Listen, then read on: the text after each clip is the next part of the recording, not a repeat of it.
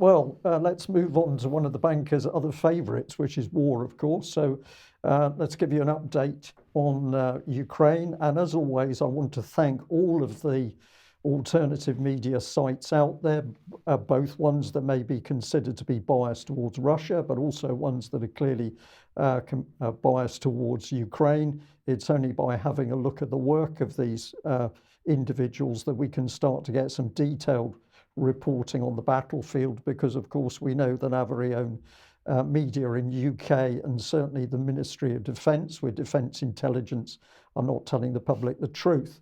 But on Monday we reported this story. It was about a deep underground bunker being hit, and the report that was circulating was that a significant number of NATO personnel who were there advising Ukraine had died. We put a little red sticker on it saying NATO sent a hit ? Because we knew there was a little bit of uncertainty. We just want to say today that it's still not obvious what happened, or indeed if something did happen with that particular centre. So we don't know, but what we can be certain of is that the Russians are working extremely hard to identify and destroy command and control facilities, particularly where they include NATO employees, because of course NATO is providing the bulk of this essential warfighting function. Let's give you a little sort of round up, and I've used a number of sources. I will try and move it around over the coming days and weeks so that it's fair. But this is just outside Bakhmut. Appalling conditions on the one very difficult road the Ukrainians have got left to get gear out. They're being shelled by the Russians, and this picture is showing a column that's been hit. I think the vehicle on the left of your screen is an American Hummer. We're now seeing more and more Western equipment destroyed on the battlefield. And what's happening, of course, this is a war of drones, and in this picture we've got a Russian drone that has picked up an M77 howitzer tucked away in one of the wooded areas on the edge of the field. This is how the warfare is being conducted. Every hedgerow has largely been fortified by the Ukrainians, and the Russians are using drones in order to take out equipment. And this is continuing on an hour by hour, day by day, week by week basis, which is causing significant losses. This is the other problem, that at the moment it's still very wet in Ukraine, and roads many roads, if they're not metalled, are completely impassable. So we've got another M777 howitzer stuck in the mud here. There's a tank which does manage to pull it out, but this shows the pitiful state of many of the Ukrainian battalions, where they are having great difficulty even coping with the conditions, let alone fight the Russians with no ammunition. And what does the battlefield look like? Well, I've just chosen a couple of pictures here. This is actually from Mariupol, but this is, if you like, in suburban area where you're not amongst all the high-rise buildings, more minor buildings, very difficult to fortify, and Ukrainians are dying in very large numbers, being told to defend areas which are essentially not defendable. So top left, you can see that there were some higher rise buildings. These have been heavily targeted, but the damage in front of you can only be achieved with massive amounts of shells. And the story in the West that the Russians are running out of shells is clearly complete nonsense. This is Bakhmut, which is now getting worse and worse. The Russians have moved into the metal factory to the north of the city with a red arrow, and they're also moving further into the city itself with pretty appalling losses to the Ukrainian forces. This just shows you the extent of the attack on the metal works, which was known to be a heavily defended position by the Ukrainian forces. It has extensive underground facilities, and unlike Mariupol and the steel works where the Russians didn't go underground, they have deliberately gone underground early in order to weed out the Ukrainian defenders. So brutal fighting, and of course men suffering on both sides of this battle. But here's where we start to get the truth. Don't look to the BBC, but we're getting some facts which people should pay attention. We're back to the Kiev Independent. This is actually from March the 5th, so it's a few days ago, but the headline is Ukrainian soldiers in Bakhmut, our troops are not being protected. It talks about a couple of Ukrainian infantrymen. They told the Kiev Independent of unprepared, poorly trained battalions thrown into the frontline meat grinder to survive as best they could with, quote, little support from armoured vehicles, mortars, artillery, drones and tactical information. We don't get any support, said one of the soldiers who's been fighting on the front line. And if we follow it through, they say that Russian artillery, infantry fighting vehicles and armoured personnel carriers are often allowed to, quote, strike Ukrainian positions for hours or days without being shut down by Ukrainian heavy weapons. Some complained of poor coordination and situational awareness, allowing this to happen or make it even worse. But there we're seeing again the Ukrainian troops talking about unlimited weapons on the ammunition on the Russian side. And here we have further comment about the state of the Ukrainian military. Mortarmen spoke of extreme ammunition scarcity and having to use weapons dated back to World War II. Drones that are supposed to provide critical reconnaissance information are also scarce and are being lost at very high rates. All this leads to terrifying casualties of both dead and wounded. We have another quote. The battalion came in the middle of December. Between all the different platoons, there were 500 of us. A combat medic says a month ago, there were literally 150 of us. When you go out to the position, it's not even a 50-50 chance you'll come out of there alive. It's more like 30-70. So that is the brutal reality of what's happening in Bakhmut. Let's have a look at what Mr. Stoltenberg had to say when he was questioned in front of cameras about the situation in Bakhmut. Over the last weeks and months, we have seen fierce fighting in and around Bakhmut, and what we see is that Russia is throwing in more troops, more forces, and what Russia lacks in quality, they try to make up in quantity. They have suffered big losses, but at the same time, we can not rule out that Bakhmut may eventually fall in the coming days. And therefore, it is also important to highlight that this does not necessarily reflect any turning point of the war. A very sad-looking Stoltenberg, but not necessarily a turning point in the war. That suggests that he absolutely understands it could be, or possibly is, a turning point in the war. There's no question it is a turning point in the war. I'm going to say a big thank you to the person who pointed that clip out to me. And the key bit is not only does he look extremely tired and very concerned, it is the stuttering. And I'm going to suggest to our audience, having talked to psychologists about this sort of thing, that he's got a problem because what he is saying he doesn't actually believe. And the stuttering is the result of the cognitive dissonance in his mind. But of course, NATO, the West, the UK, the British Ministry of Defence have lied and lied again about the Bakhmut situation. And now the brutal reality is coming home. And of course, Russia, far from lacking munitions, is producing it on a scale that the West collectively can't match.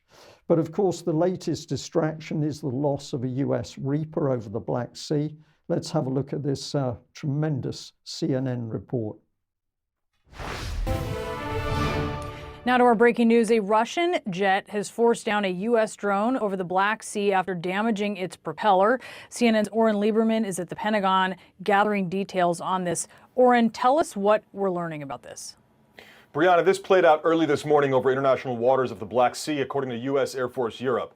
An MQ-9 Reaper drone, a U.S. Air Force surveillance drone or spy drone, was flying over the Black Sea when, according to the Air Force, 2 Russian fighter jets conducted what they're calling an unsafe and unprofessional interception. That's just the beginning of it. According to the Air Force, the 2 Russian Su-27 flanker fighter jets repeatedly flew in front of the MQ-9 Reaper drone, apparently in an attempt to disrupt or disturb its flight pattern, even dumping fuel in front of that U.S. Reaper drone. And then, according to the Air Force, one of those Su-27 fighter jets damaged the propeller of the Reaper drone, forcing it down. The propeller on a Reaper is behind it, so somehow that Russian fighter jet managed to damage the propeller, forcing the U.S. to bring down the drone in international waters. Of course, this is a very severe incident, and U.S. Air Force Europe issued a statement essentially referencing how severely they view this. Let me read you a part of this.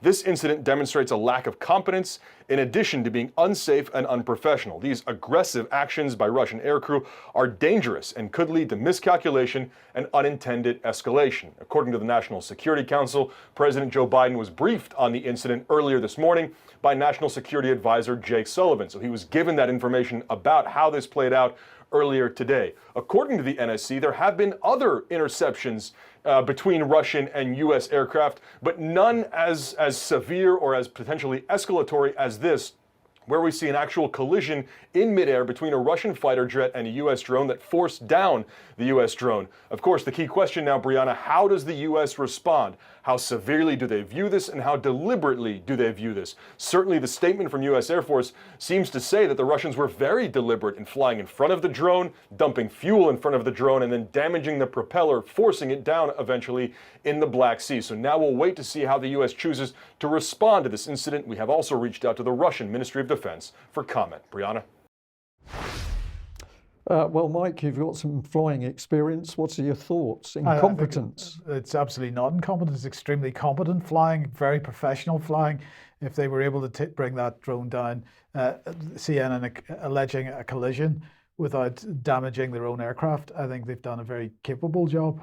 I think the Americans are very worried about this. Let's just talk about the... But David, you've had a smile on your face. I'm not sure whether you want to comment on that or not.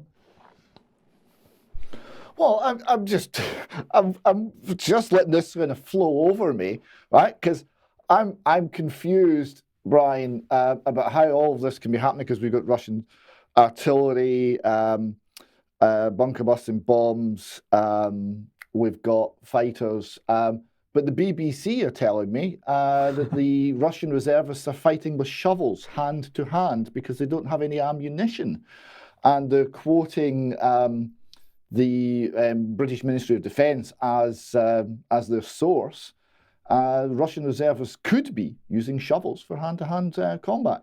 So this seems, shall we say, not to be consistent with the other facts that you have presented. With the reality. There was a really excellent meme which I decided not to use, but it was showing the downing of the American Reaper by the Russian pilot reaching out of his cockpit with a shovel in order to destroy the propeller. Brilliant. But just a few facts about what's really going on here. Of course, what this is the Americans conducting the war. Okay, they've got the drone over international waters, but its job is to help conduct and prosecute the war in Ukraine and kill Russian soldiers. These are very expensive pieces of kit here, so just a few little facts from this particular article. It says of March 2021, the US Air Force has stated that the unit cost of a Reaper is 26.5 million. Sorry, 56.5 million, but that is a package that includes 4 aircraft with sensors, ground control station, and a satellite link. And then this one here says in April 2021, the US Defense Department quoted the Australian government an estimated figure of 1.651 billion when they inquired about buying 12 Reapers. So the suggestion is the Americans are probably feeling a little bit sad at the moment that their toy aircraft has dropped. And I did enjoy the comment of people under the CNN video, because a lot of them were paying their respects to the families of the downed Reaper pilot. You might need to think about that one, but I found it amusing. Here's the BBC. US drone crash, a fraught moment with danger. Could it have been an accident based on the actions of the Russian pilots? It's clear it was unsafe, unprofessional. They also broke environmental laws by dumping fuel into the Black Sea. This is probably going to change the whole of the local environment. I think the actions speak for themselves. We've got the key bit here. It's not just Western weaponry that's helping Ukraine to withstand Russia's invasion. It's also a vast quantity of real-time intelligence on every part of Russia's military operation, including the movement of vessels in the Black Sea and the launch of missiles aimed at targets across Ukraine. From defending Ukraine's critical national infrastructure to planning its own offensive operations, Kiev depends heavily on the steady flow of information, and what it should say is on the steady flow of information from sources such as these Reaper drones. Now, are we having an impact? Well, a viewer of UK Column pointed out a little exchange in tweets from Latvia. So what was happening was the Kiev Independent was reporting defense intelligence information from UK. That was essentially misinformation claiming Russian ammunition shortages, whereas in reality the Russians have increased their shells per day to a minimum of 20,000, and Ukraine can only manage about 25% of this. But what was of interest that the viewer picked up is that in a response to this tweet in Latvian, the UK Column got a mention, and the professional interpreter said, I interpret this Latvian tweeter responding to the other Latvian tweeter and saying that the Defence Intelligence Service is wrong and that UK Column is right, which I thought was very interesting. Now, just to provide a little bit of a pathway to your section, Mike, a big thank you again to a viewer who pointed out this intriguing little exchange from back on the, I think it was the 25th of February 2022, between Boris Johnson and our very own Additional Minister for War, Tobias Ellwood. Let's have a look at the mental acumen of the players in this debate. If you're saying, Mr. Ellwood, that you think we should go back and prepare for tank battles in... no, you're putting words into my mouth. I don't know what, but you're saying that you mentioned. But you mentioned tanks. We are cutting back on our tanks. What is amassing on the Russian border, right on the Ukrainian border? It's tanks, arguably enough. Well, but that's besides the point. I'm saying step back, look at the wider security picture, look at our defence posture, and see what needs to be done. If you think that UK tanks are the answer, then no. Now you're going down an avenue. You're saying that we should commit UK tanks to the defence of Ukraine. No. You're deliberately. I'm sorry. I'm really sorry you're taking us down this rabbit hole, because you know perfectly well it's not about tanks. I'm not taking you down the rabbit hole. Tanks are one element of a wide spectrum of our defence capability. You brought up tanks, Mr. Ellwood. Tanks. You brought up aircraft. Tanks. 48 aircraft, F-35s. You promised 138. You've cut back to 48. You cut back on not just tanks. Warriors have been removed completely. Hercules aircraft removed completely. And then 10,000 troopers have been removed. So we can talk about tanks, or we can talk about the wider spectrum of capabilities that have been reduced. At the very time I'm trying to make clear that there are bigger threats coming over the horizon. Yes, Prime Minister. And I think what I'm trying to make clear is I think that it's now or never for the UK Armed Forces. We have to recognise that the old concepts of fighting big tank battles on the European landmass, which I think is what you're driving at, are over, and there are other better things that we should be investing in the FCAS, in the Future Combat Air System, in cyber. This is how warfare of the future is going to be fought in our advanced early warning systems, and that is where we need to be. Well, so what Boris there is restating is the contents of the 2021 Integrated Defence Review and the position of the senior military in the UK at the time that what needed to happen was that the old metal arms and armaments that we had, like tanks in the past. These all needed to be sunsetted in replacement with weapons in space, and cyber warfare and hybrid warfare and information warfare and so on. And this is pretty much followed through to the integrated review refresh 2023 that we talked about on Monday's program. So here's the actual document. Responding to a more contested and volatile world. Now, there's a paradox in this because they're very much, as we go through the language here, you see they're very much saying that the world is a much more dangerous place. We're much more likely to end up in some kind of hot war, but don't worry about that. We're not going to invest in more tanks, planes, and ships. We're going to continue to invest in cyber and so on. IR 2021 identified 4 trends that would shape the international environment to 2030: shifts in the distribution of global power, interstate systemic competition over the nature of international order, rapid technological change and worsening transnational challenges. Our assessment is that these remain trends that will dominate the decade ahead, so nothing changes there.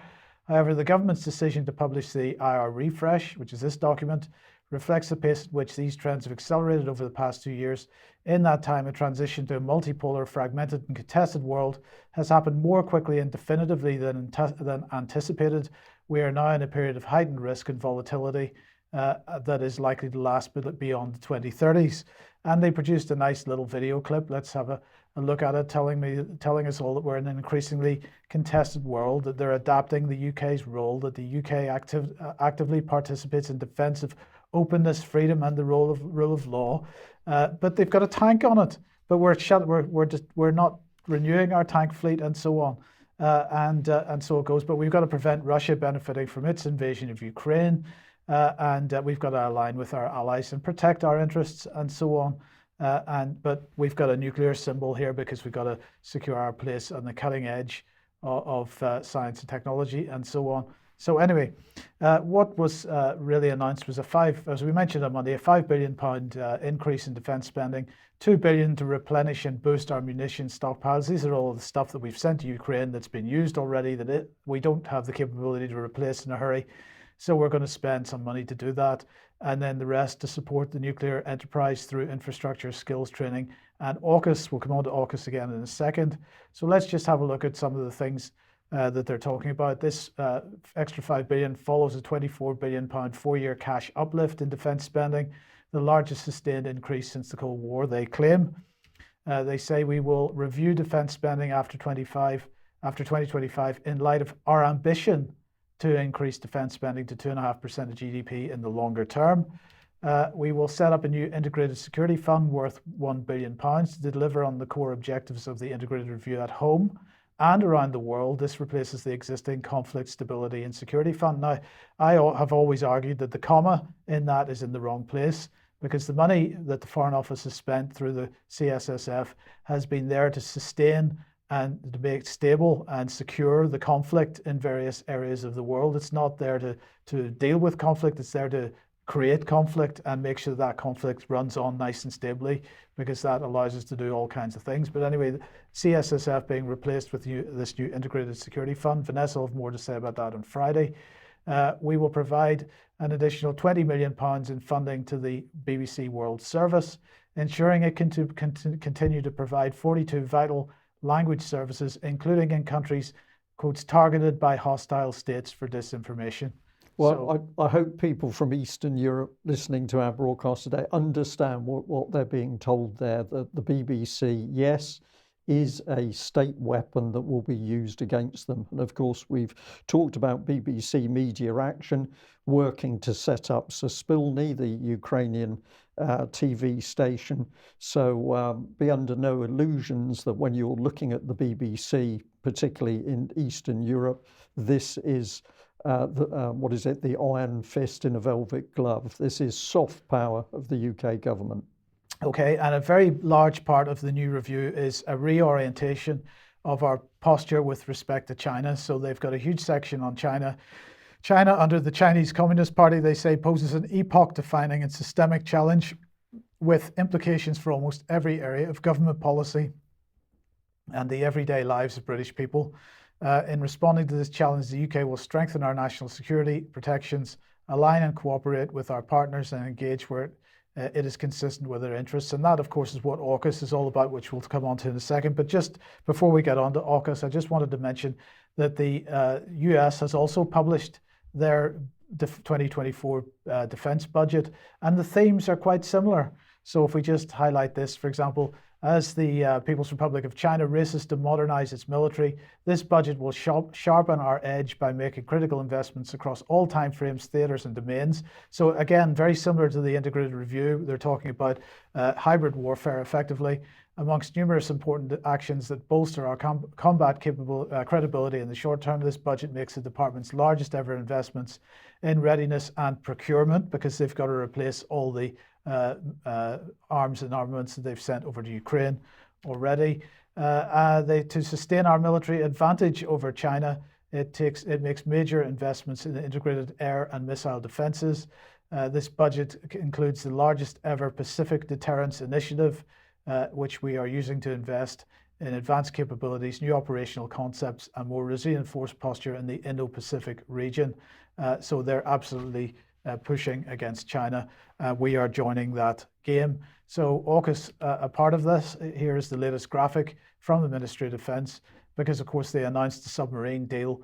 Let's have a look at what they're saying about it. This is an historical trilateral partnership, a new fleet of submarines for the UK and Australia, UK world-leading design, cutting-edge US submarine technology, and UK submarines built by BAE Systems and Rolls-Royce. But of course, the Australian ones are not going to be. So what they're saying is that commencing in the early 2030s, subject to approval from the US Congress, the United States will sell 3 Virginia-class submarines to Australia, with the option to sell 2 additional submarines if deemed necessary.